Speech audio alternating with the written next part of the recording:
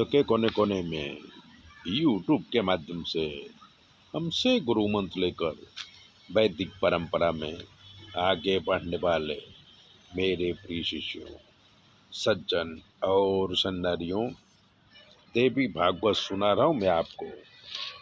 आज बताऊंगा याज्ञवल्क्य ऋषि द्वारा सरस्वती की साधना। भगवान नारायण कहते हैं कि हे नारद, पूर्व काल में ऋषि याज्ञवल्क्य हो गए। उन्होंने सरस्वती की साधना किया। तब सरस्वती प्रकट होके उन्हें आशीर्वाद दिया और कवित्व शक्ति दिया, जिससे उन्होंने शुक्ल यजुर्वेद की संहिता रची और बहुत सारे ग्रंथों की रचना किया। भगवान कहते हैं कि नारद, सरस्वती स्वयं श्री हरि के पास वैकुंठ में रहती हैं। गंगा जी ने श्राप दिया था तो वो भारत खंड में एक अंश से पधारी थी। नदी के रूप में ये रहती हैं। चतुर्मास, अक्षय तृतीया, व्यतिपात योग, अमावस आदि पुण्य पर्व पर जो सरस्वती में स्नान करते हैं उन्हें दूसरी बार जन्म नहीं लेना पड़ता। तब नारद जी ने पूछा कि माँ गंगा ने सरस्वती को श्राप क्यों दिया था?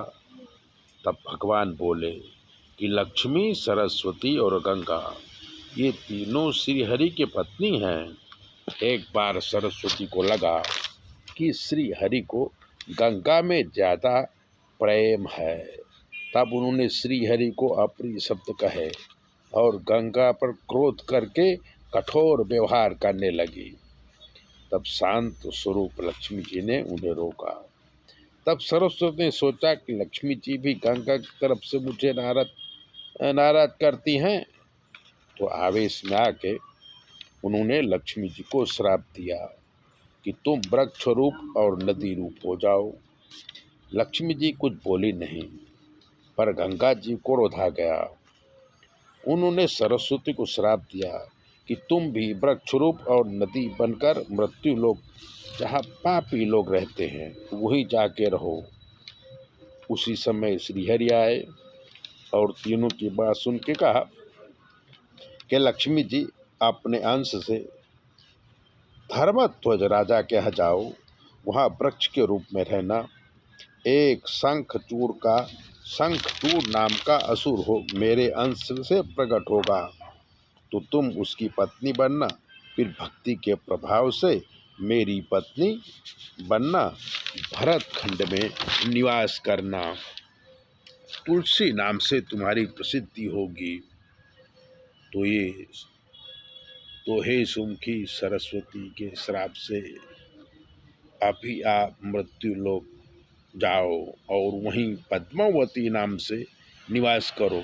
उसके बाद गंगा से बोले कि सरस्वती के श्राप से आप अपने अंश से भरतखंड में पापियों का उद्धार करने के लिए विश्वव्यापी बन के रहो। भगीरथ राजा के तप से तुम्हें पृथ्वी में जीना पड़ेगा। बाद में श्री हरि ने कहा कि सरस्वती तुम ब्रह्मा के पास जाओ और वहीं रहो। गंगा तुम शिव जी के पास जाओ और लक्ष्मी मेरे पास रहेंगी।